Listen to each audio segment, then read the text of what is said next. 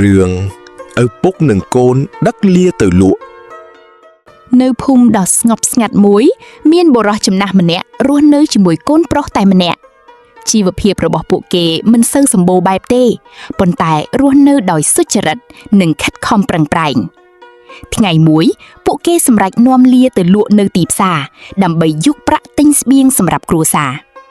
ពេលដើរបានបន្តិចក៏មានអ្នកភូមិមួយក្រុមនិយាយថាលាមានសម្រាប់ជិះហេតុអ្វីមិនជិះនេះពាក្យទាំងនោះធ្វើឲ្យឪពុកនិងកូនចាប់ផ្ដើមស្ទាក់ស្ទើរពួកគេចាប់ផ្ដើមបារម្ភថាប្រហែលជាខ្លួនកំពុងធ្វើខុសដោយសារពាក្យឬសម្ដីរបស់គេឪពុកបានឲ្យកូនឡើងជិះលា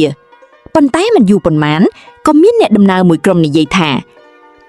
កូនគ្មានការគោរពឪពុកឲ្យឪពុកដើរទៅវិញណាយពាក្យសម្ដីថ្មីបានធ្វើឲ្យពួកគេកាន់តែច្របូកច្របល់ឪពុកក៏បដូរមកជិះលាវិញតែអ្នកដំណើរផ្សេងទៀតនិយាយថាឪពុកគ្មានចិត្តអាណិតកូនទេពេលនោះឪពុកកាន់តែយល់ថាមនុស្សម្នាក់មានគំនិតមិនដូចគ្នាដើម្បីឲ្យគ្រប់គ្នាពេញចិត្តពួកគេឡើងជិះលាទាំងពីរប៉ុន្តែអ្នកដំណើរវិញបាននិយាយថា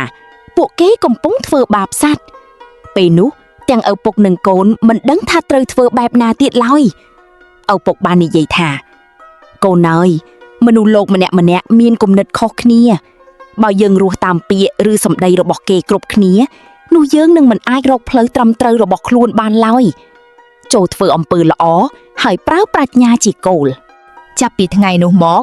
ឪពុកនិងកូនលែងខ្វល់នឹងពាក្យរិះគន់ដែលគ្មានមូលដ្ឋានទៀត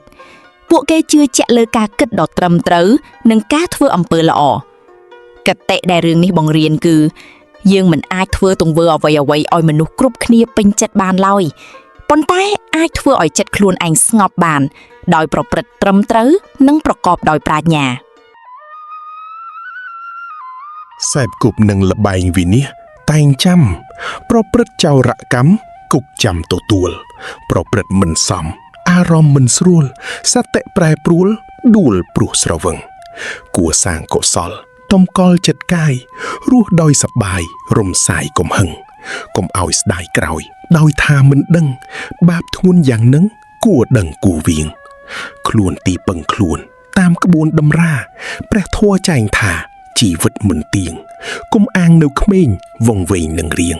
បាញ់ឈិតបាញ់ឈៀងផ្ទៀងរកទោសគេកុំហោះខ្លួនឯងជាក់ស្ដែងឥតស្ដីទោសអ្នកដតីរំពៃធំធ្វីដំរីមួយស្លាប់បាំងនឹងចង្អេចិត្តដែរឬទេគួរពិចារណាកុំហោះតែមានចំពោះអ្នកធ្វើអ្នកអង្គុយមើលកុំចេះតែថាគួរមានមេត្រីដោយក្តីមេត្តាទៅតាមធម៌អាដែលព្រះទូលមាន